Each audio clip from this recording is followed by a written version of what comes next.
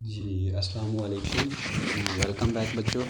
हमारी class ninth के अंदर जो है वो लेक्चर सीरीज़ जारी है, जिसके अंदर आज की इस क्लास के अंदर हम लोग चैप्टर नंबर 5 से क्वेश्चन 5.1 का क्वेश्चन नंबर 1, 2 और 3 जो है वो सॉल्व करने जा रहे हैं। तो सबसे पहले हमें ये चीज़ समझनी है बच्चों इसके अंदर के एक्चुअली फैक्टराइजेशन क्या चीज़ है और हम इसको क्यों स्टडी करते हैं। तो याद रखें, factorization is the process factorization is the process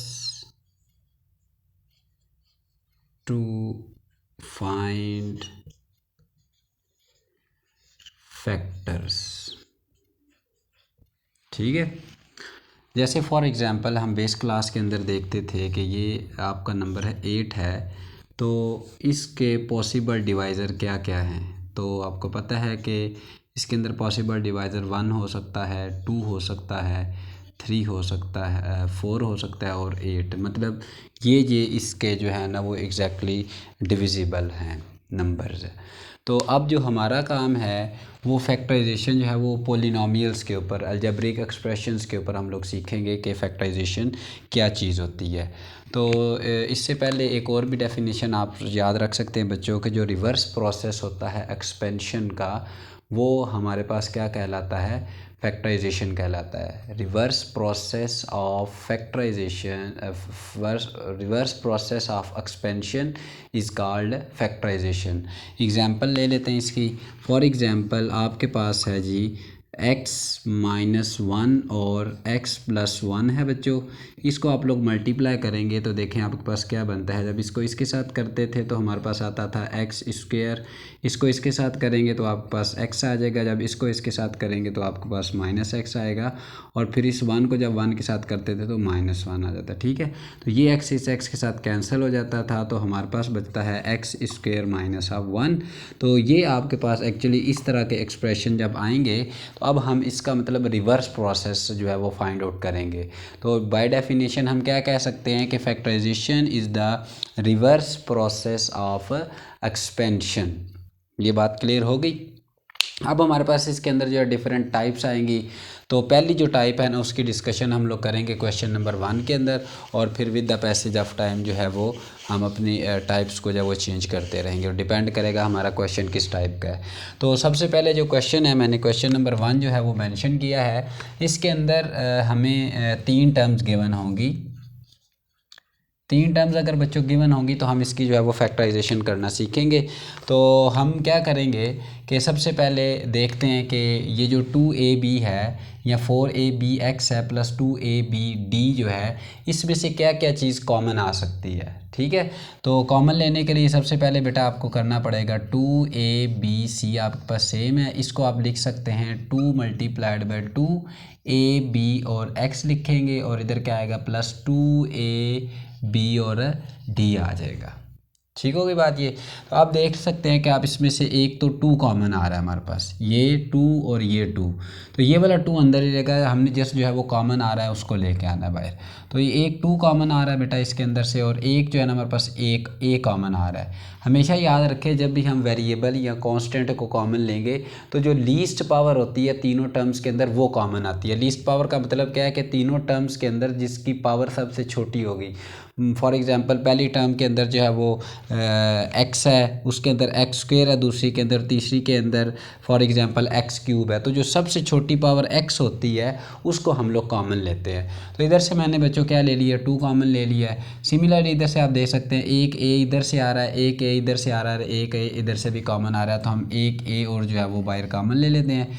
इसी तरह b इसमें भी एग्जिस्ट कर रहा है, इसमें भी एग्जिस्ट कर रहा है, और इसमें भी क्या कर रहा है, एग्जिस्ट कर रहा है। तो ये हमारे पास क्या आ जाएगा बच्चों, कॉमन आ जाएगा। अब आपके जहन में सवाल आ रहा होगा कि सर हम c क्यों नहीं कॉमन ले सकते। वो इस वजह से बच्चों के c इधर तो एग्जिस्ट कर रहा है लेकिन इधर और इधर एग्जिस्ट नहीं कर रहा। एक्स क्यों नहीं कॉमन ले सकते, चूँकि एक्स इधर है, इधर और इधर नहीं है। इसी तरह इसमें डी है, डी कॉमन क्यों नहीं लिया, चूँकि इन दोनों टर्म्स के अंदर डी नहीं है। कॉमन होने का मतलब ये होता है कि जो सारे टर्म्स के अंदर एग्जिस्ट कर रहा हो। तो यही हमारे पास 2ab जो है ना वो सब के अंदर से कॉमन आ रहा था। तो रिमेनिंग टर्म बेटा इधर क्या रह जाएगा आपके पास, सी एक बच गया है, ये 2 बाहर चला गया था, एक 2 इधर रह गया था, माइनस का 2 आया, ए बी इधर आ गया और इधर आपके पास क्या रह गया है, एक्स है, चूँकि एक्स जो है वो कॉमन हमने नहीं लिया था। इसी तरह बेटा आप प्लस की जो थर्ड टर्म है इसके पास 2ab बाहर चला गया, तो इधर सिर्फ और सिर्फ हमारे पास क्या रह गया है, डी टर्म रह गया। तो ये हमारी जो है वो इस क्वेश्चन की क्या हो गई है, फैक्टराइजेशन हो गई है। अच्छा जी, पार्ट नंबर 2 की बात कर लेते हैं। पार्ट नंबर 2 के अंदर हमारे पास अगेन से 3 टर्म्स हैं। तीनों टर्म्स में सबसे पहले हम लीस्ट जो है ना फैक्टर इनका देखेंगे।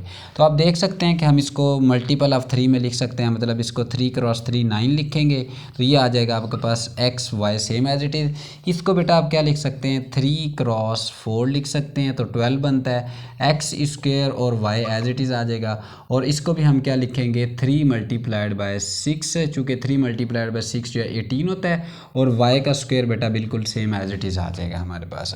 तो अब इनमें से देख लेते हैं क्या आ रहा है, 3 एक कॉमन आ रहा है, तो ये 3 ये कॉमन चला जाएगा हमारे पास, 3 कॉमन ले लेंगे इनमें से। तो और कौन सी टर्म आ रही है आपके पास, देखें ज़रा एक्स को चेक कर लेते हैं। एक एक्स इधर है, इधर एक्स की पावर 2 है और इधर एक्स बिल्कुल है ही नहीं, इसका मतलब है एक्स कॉमन नहीं आएगा। अब वाई की बात कर लेते हैं, इधर वाई की पावर 1 है, इधर वाई की पावर 1 है और इधर वाई की पावर 2 है, तो हमने कॉमन किसको लेना है, वाई को, क्योंकि लीस्ट हमने कॉमन लेना होता है। तो अब मैं इसमें से जी क्या कॉमन ले लूँगा, एक और वाई जो है वो तीनों टर्म्स में से कॉमन ले लूँगा। तो अगर 3 वाई इधर से बाहर चले गए तो इधर क्या रह जाएगा, ज़रा देखें आप लोग, 3 और x रह जाएगा, तो इधर हम क्या लिखेंगे, 3 और x लिख लेंगे। सिमिलरली इधर से 3 और एक x बाहर चला गया, तो क्या रह जाएगा, माइनस का 4 आ जाएगा, और इधर आपके पास जो है वो y नहीं रहेगा, बल्कि एक x आपके पास y नहीं रहेगा, और x स्क्वायर जो है बेटा वो सेम आ जाएगा। क्यों, चूँकि x हमने कॉमन नहीं लिया। वेरी सॉरी, थोड़ा सा देख लें इधर दोबारा, इनमें से x भी जो है वो कॉमन चला जाएगा, बिल्कुल, बल्कि x कॉमन नहीं जाएगा, y ही 3 और y ही कॉमन लिया है। तो अब इनमें से 4 एज इट इज़, और गलती से मैंने ये कहा है कि ये जो x जो है ना इस वजह से कॉमन है चूँकि इधर एग्जिस्ट ही नहीं कर रहा, तो इधर क्या आएगा आपके पास 4 X square as it is, और y जो है वो बाहर जा चुका है, प्लस इनमें से ये वाला 3 हमने बाहर कॉमन ले लिया है, और बेटा इधर से 2 y थे, एक y बाहर चला गया हुआ है, ठीक है ना। तो अब हम इसको क्या लिखेंगे, 6 का y आपके पास जो है ना वो इधर जस्ट और जस्ट है वो बच जाएगा। ये बात क्लियर होगी। वंस अगेन देख लें, इनको मैंने मल्टीपल में लिखा है, इसको हमने स्प्लिट किया है, 3 मल्टीप्लाइड बाय 4, इसको हमने 3 मल्टीप्लाइड बाय 6 लिखा है। तो एक 3 कॉमन आ रहा था और एक y, इधर भी y, इधर भी y, इधर भी y स्क्वायर है, तो लीस्ट हमने कॉमन लेके y स्क्वायर बाहर लिख दिया। और इधर जो आपके पास जो x है वो एज इट इज़, चूँकि x सब में नहीं है तो इस वजह से जो सब में नहीं होता वो हम लोग कॉमन भी नहीं ले सकते। और इधर जो आपके पास 3x माइनस 4x स्क्वायर बचेगा, और इधर आपके पास बेटा क्या बचेगा, 6 का y, चूँकि एक 3 और y इधर से क्या चला गया, हमारा कॉमन चला गया। बात क्लियर होगी।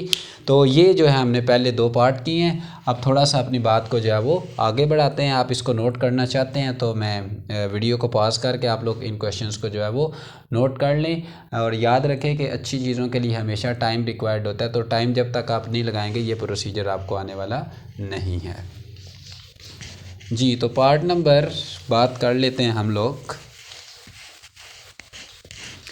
पार्ट नंबर बेटा बात कर लेते हैं हम लोग 3, 4 और 5 की। तो मैं 3 पार्ट लिखता हूँ इधर। 3 पार्ट के अंदर हमारे पास -3x स्क्वायर y -3x आएगा, और प्लस 9xy का बच्चों क्या आ जाएगा, स्क्वायर आ जाएगा, ठीक है जी। तो सोल्यूशन सबसे पहले मैं इधर लिखूँगा, सोल्यूशन लिख लेंगे। तो इन सब में से जो है एक तो नेगेटिव हम लोग कॉमन लेंगे। ये नेगेटिव एक्चुअली ना भी लें तो कोई इफ़ेक्ट तो नहीं पड़ता, तो बेहतर यही है कि आप लोग नेगेटिव ले लें।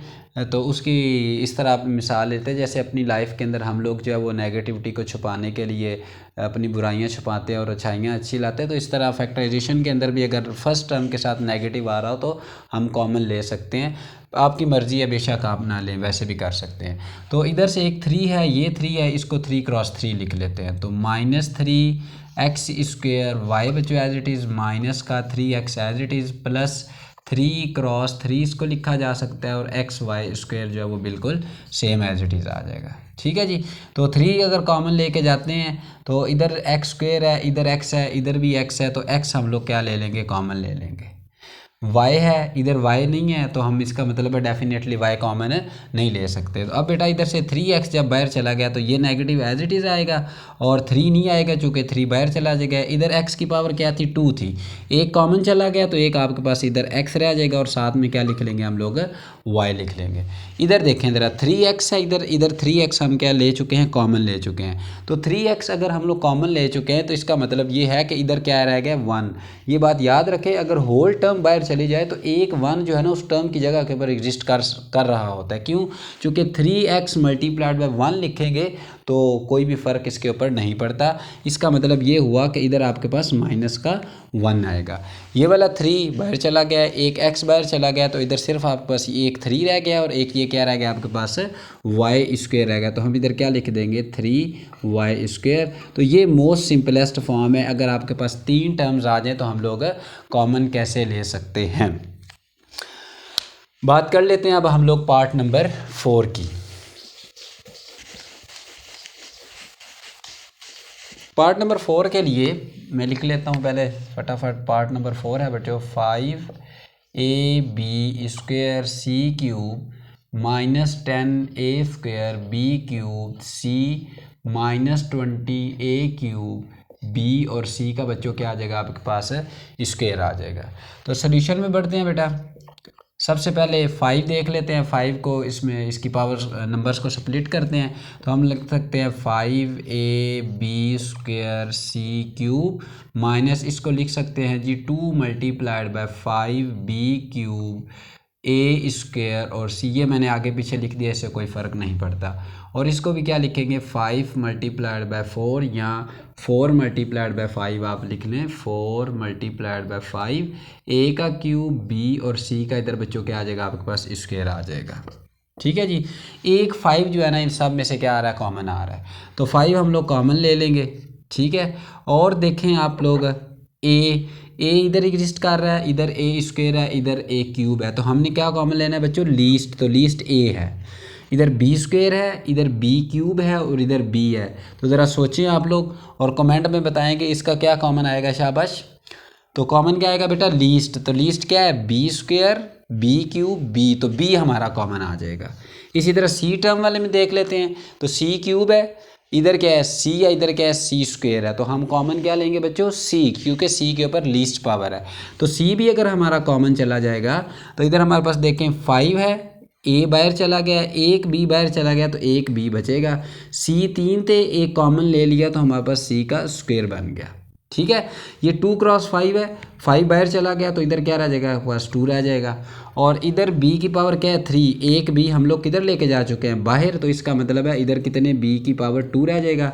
इधर a पावर 2 है, एक a बाहर जा चुका है तो बाकी क्या बचेगा, इधर a, और c इधर a की था तो बच्चों वो बाहर जा चुका है, तो इसका मतलब है c की जगह के हमने इस टर्म से उतार के कुछ भी नहीं लिखता।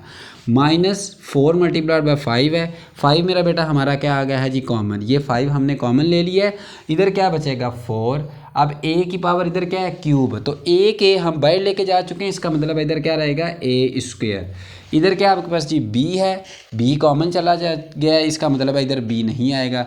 c स्क्वायर है, एक c बाहर जा गया तो इधर क्या रह जाएगा आपका, जस्ट और जस्ट c रह जाएगा। ठीक है। तो ये आपकी जो है वो फैक्टराइज फॉर्म है दिस गिवन एक्सप्रेशन की, जो आपके पास एक्सप्रेशन गिवन है उसकी हमारे पास ये जो है वो फैक्टराइज्ड फॉर्म बन गई है। बात कर लेते हैं आगे जी पार्ट नंबर 5 की। पार्ट नंबर 5 थोड़ा सा आसान है उससे भी, तो कैसे करेंगे जी। पार्ट नंबर 5 में हमारे पास 3x cube Y into X minus 3y minus 7x square Y square into X minus 3y आ जाएगा। ठीक है बेटा। तो देख लें ज़रा, ये 2 टर्म्स हैं, एक ये वाली टर्म है ना आपके पास और एक टर्म मेरा बेटा आपके पास कौन सी है, ये वाली। ठीक है।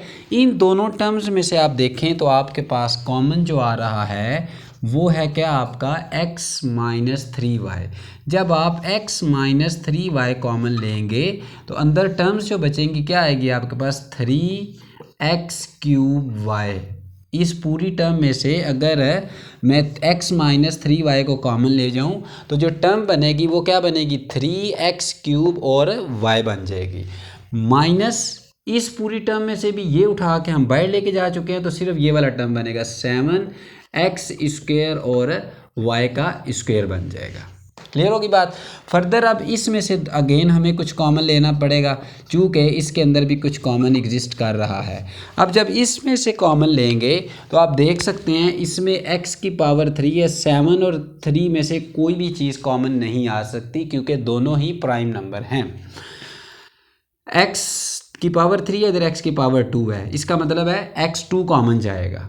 y की पावर 1 है, इधर y की पावर 2, इधर से क्या जाएगा आपके पास सिर्फ एक y की पावर 1 जो है ना वो कॉमन जाएगी। तो अब हम लिख लेते हैं इधर से जी x का स्क्वायर एक तो कॉमन आएगा और एक बच्चों आपका क्या आ जाएगा y कॉमन आ जाएगा। x स्क्वायर क्यों कॉमन आया क्योंकि इन दोनों टर्म्स के अंदर x स्क्वायर जो है ना वो लीस्ट है और y इस वजह से चूँकि इन दोनों में y जो है ना y और y स्क्वायर में से y लीस्ट है तो अंदर बन जाएगा आपके पास 3x, इधर 3 थे 2 बाहर चले गए, एक x बचेगा बेटा, माइनस 7 इधर एज इट इज़ आ जाएगा, 7x² बाहर चला गया, y 2 में से 1 चला गया तो इधर आपके पास क्या बन जाएगा y।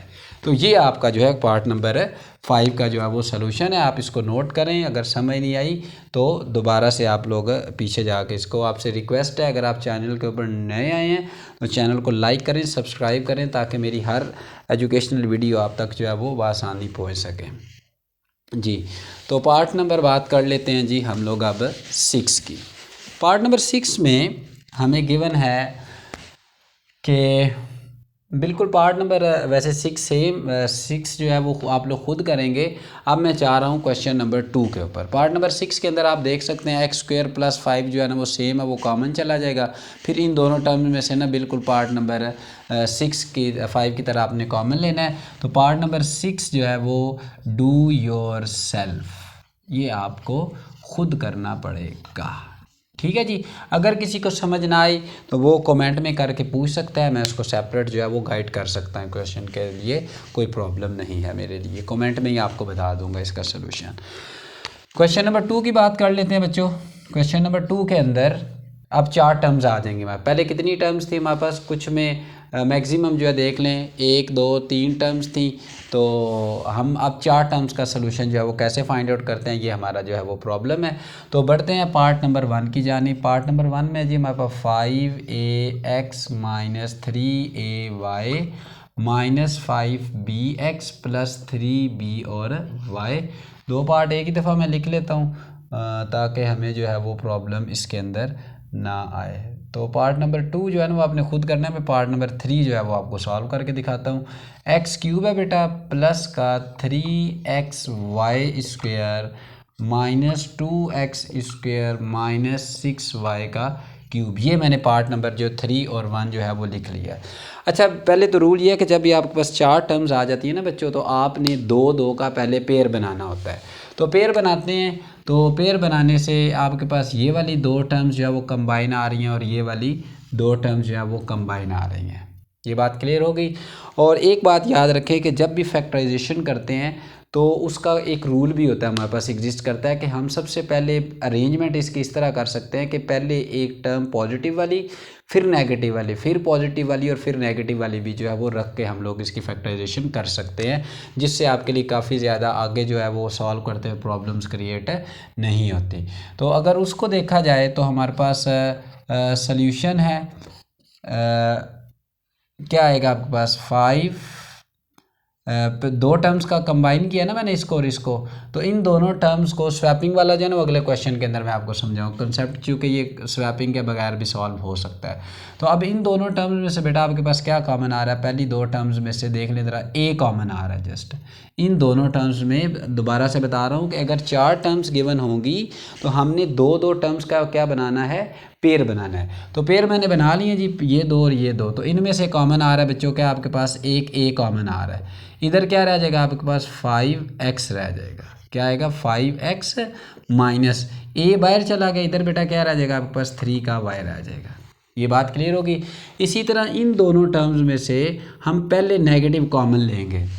मैंने बताया अभी पहली टर्म को क्या रखना होता है हमने पॉजिटिव, तो हम एक नेगेटिव कॉमन लेंगे। आपको पता है जब भी नेगेटिव दो टर्म्स में से कॉमन लेते हैं तो अंदर वाली दोनों टर्म्स के साइंस क्या हो जाते हैं, चेंज हो जाते हैं। तो अब हम बी जो है ना इनमें कॉमन आ रहा है। देखें 5 और 3 भी डिस्टिंक्ट हैं, एक्स और वाई भी डिस्टिंक्ट हैं, तो ये दोनों कॉमन हमारे पास नहीं आ सकते। इसका मतलब है कि अगर हम लोग बी कॉमन लेंगे तो अंदर क्या बचेगा, 5x माइनस का 3y बेटा आपके पास बन जाएगा। ठीक है, ये आप कहेंगे सर इधर तो प्लस था माइनस का, भाई नेगेटिव कॉमन लिया है तो अंदर वाली टर्म्स के साइंस क्या हो जाते हैं, चेंज हो जाते हैं। इसी तरह अब हम लोग बेटा 5x माइनस 3y जो है ना, देखें इस टर्म में से और इस टर्म में से पूरी में से हम लोग 5x माइनस 3y क्या ले सकते हैं, कॉमन। जब कॉमन ले लेंगे तो इधर क्या रह जाएगा आपके पास, a माइनस बी रह जाएगा, a माइनस बी आ जाएगा। ये आपका जो है वो सोल्यूशन आ जाएगा। ठीक है जी, पार्ट नंबर 3 की बात कर लेते हैं। क्वेश्चन नंबर 2 में से, क्वेश्चन नंबर 2 के वंस अगेन हम क्या करेंगे बेटा, टू टर्म्स को क्या करेंगे, कंबाइन करेंगे। जब कंबाइन करेंगे तो आप देख सकते हैं कि इन दोनों टर्म्स में से क्या कॉमन आ रहा है। ज़रा सोच लें आप लोग 1 मिनट के लिए, फिर मैं इसको सॉल्व करता हूँ कि इन दोनों टर्म्स में से हमारे पास क्या क्या टर्म जो है वो कॉमन आ सकती है जी। तो एक तो x देखें तो इधर x 1 है और इधर x की पावर क्या है, 3 है। तो इसका मतलब है क्या कॉमन आएगा बेटा आपके पास, x की पावर 1 कॉमन आएगी। तो x की पावर 1 जो है वो अगर हम लोग कॉमन ले लें, इधर सबसे पहले सोल्यूशन लिखेंगे, इक्वालिटी का साइन डालेंगे और फिर बच्चों इधर से क्या कॉमन लेंगे, x। तो इधर क्या रह जाएगा, x 3 है ना, एक x बाहर चला गया तो क्या आएगा, x स्क्वायर, और x बाहर चला गया तो इधर x स्क्वायर आ जाएगा। प्लस का साइन एज इट इज़, 3 चूँकि कॉमन ही है same as it is. x की पावर इधर क्या है, 1 है, ठीक है ना। तो इधर x 3 थी तो एक बाहर चला गया हुआ है, इसका मतलब है इधर सिर्फ y का स्क्वायर रह जाएगा। ठीक है, अब इन दोनों टर्म्स के साथ बाहर नेगेटिव आ रहा है, सेम एज इट इज़ हम क्या करेंगे, नेगेटिव कॉमन ले लेंगे और 2x स्क्वेयर है और माइनस 3y क्यूब है। तो इनमें से 2 कॉमन आएगा, चूँकि इसको आप क्या लिख सकते हैं, 3 मल्टीप्लाइड बाय 2, तो 2 बाहर चला जाएगा। तो अंदर के साइंस बेटा क्या हो जाएंगे, चेंज हो जाएंगे। तो इसको क्या रहेगा, x स्क्वेयर प्लस का क्या आ जाएगा पास, 3y आ जाएगा आपके पास 3y cube. I think so this is the y square है ये आपके पास। ये जो टर्म है ना आपके पास, वंस अगेन मैं चेक कर लेता हूँ क्वेश्चन को, एक्स क्यूब प्लस 3xy है, तो y स्क्वेयर है इधर, और इधर क्या है आपके पास 2x स्क्वेयर है, तो 3y। Let me check it. ये क्वेश्चन में मुझे थोड़ा डाउट लग रहा है, 1 मिनट से मैं चेक कर लेता हूँ इसको कि हमारे क्वेश्चन के लिखने में प्रॉब्लम है या ये जी। पार्ट नंबर क्वेश्चन नंबर 2 का थर्ड पार्ट, क्वेश्चन नंबर 2 का थर्ड पार्ट 3y स्क्वेयर जी। क्वेश्चन तो बिल्कुल ठीक है। तो इधर क्या आएगा बेटा आपके पास है 3y क्यूब आ जाएगा। अब एक प्रॉब्लम ये बनी है हमारे पास कि ये कॉमन नहीं आ रहे हमारे पास। ठीक है, इधर जो मैंने आपके पास स्वैपिंग की बात की थी वो इसी वजह से की थी। अब देखें इसमें और इसमें ये चीज़ जो है ना कॉमन नहीं है। क्यों नहीं है कॉमन भाई, इधर आपके पास क्या आ रहा है, स्क्वायर आ रहा है, और इधर बेटा आपके पास क्या आ रहा है, क्यूब आ रहा है वाई के साथ। ठीक है, बाकी टर्म तो सेम है लेकिन ये टर्म।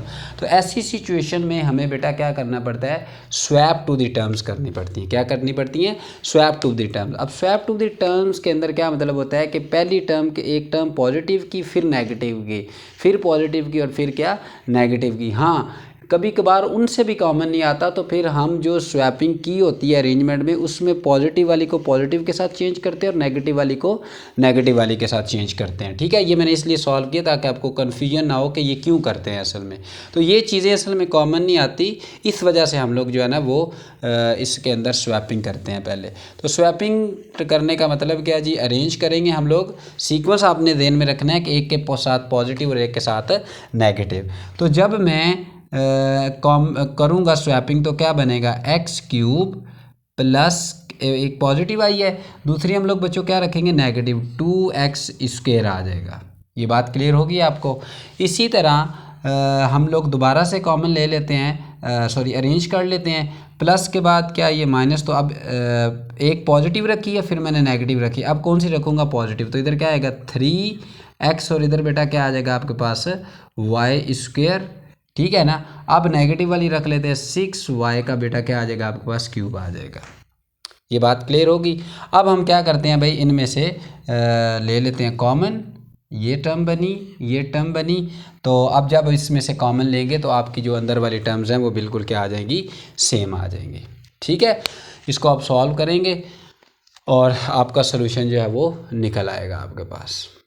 ठीक है जी, आगे बढ़ते हैं हम लोग पार्ट नंबर 4 की जानिब। पार्ट नंबर 4 देख लेते हैं।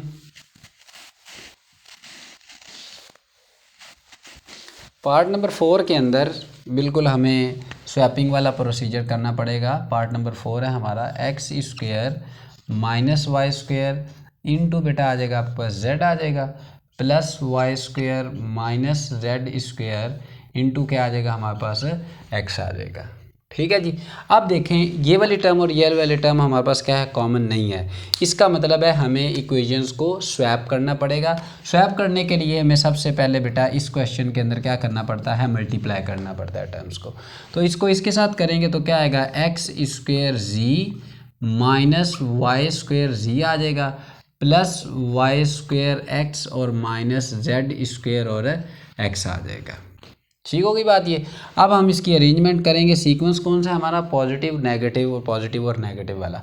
तो अब पहली टर्म के साथ ऑलरेडी पॉजिटिव है तो हम इसको यूँ लिख लेते हैं। इसके बाद था तो ये सीक्वेंस में ही देखें ना, पॉजिटिव नेगेटिव, लेकिन मैंने कहा है कि सम टाइम सीक्वेंस में होने के बगैर भी अगर कॉमन आए तो हम पॉजिटिव वाली को पॉजिटिव या नेगेटिव वाली को नेगेटिव के साथ क्या करते हैं, रीअरेंज इंटरचेंज कर लेते हैं। तो मैं क्या करता हूँ, इधर क्या लिख देता हूँ जी, माइनस जेड स्क्वेयर एक्स और माइनस इधर बेटा क्या आ जाएगा आपके पास, सॉरी प्लस का ये वाला term Y square X as it is, और ये वाली टर्म जो है वो उठा के मैं उधर ले जाता हूँ वाई स्क्वेयर, और इसको बेटा क्या लिखेंगे आप लोग, जी लिख लेंगे। ये बात क्लियर होगी आपको।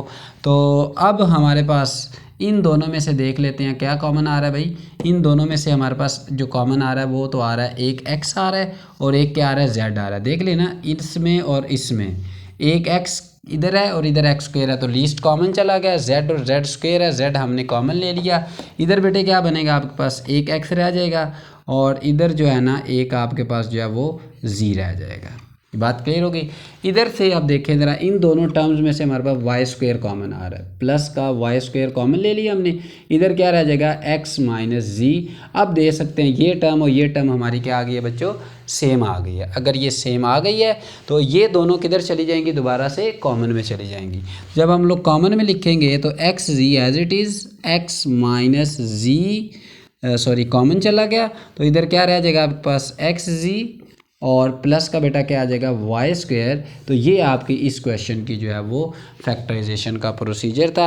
ये बात आपने ज़हन में रखनी है। इस पार्ट के अंदर भी स्वैपिंग के अलावा आपका ये वाला क्वेश्चन जो है वो सॉल्व नहीं होगा। पहले आप इसके अंदर स्वैपिंग करेंगे, अगर नहीं होता फिर भी तो स्वैपिंग के साथ पॉजिटिव वाली को पॉजिटिव के साथ, नेगेटिव को नेगेटिव वाली के साथ भी इंटरचेंज करने के बाद ये कॉमन एग्जिस्ट जो है वो कर जाते हैं। ये बात क्लियर होगी। बढ़ते हैं जी क्वेश्चन नंबर 4 की जानिब। इस वीडियो के अंदर जस्ट हम क्वेश्चन नंबर जो है 2 तक ही सॉल्व करते हैं। अगली वीडियो के अंदर बच्चों हम लोग क्वेश्चन नंबर इसका 3 और 4 जो है वो इंशाल्लाह ताला अल्लाह के हुक्म से सॉल्व करेंगे। अब तक के लिए इतना ही। अल्लाह हाफिज़। वीडियो अच्छी लगी हो तो काइंडली चैनल को लाइक करें, सब्सक्राइब करें, कमेंट करें। मैं भी इंसान हूँ, मेरे से भी मिस्टेक हो सकती हैं। अगर कोई मिस्टेक आपको नज़र आए, कोई हेल्पफुल इससे अच्छी इन्फॉर्मेशन आपके पास हो फैक्टराइजेशन से, वो आप ज़रूर कमेंट करें ताकि मैं अपने इल्म में भी इजाफ़ा साथ साथ कर सकूँ, चूँकि कब्र तक हम अपने इल्म में इजाफ़ा करते रहेंगे इंशाअल्लाह ताला। अल्लाह हाफिज़। अस्सलामु अलैकुम।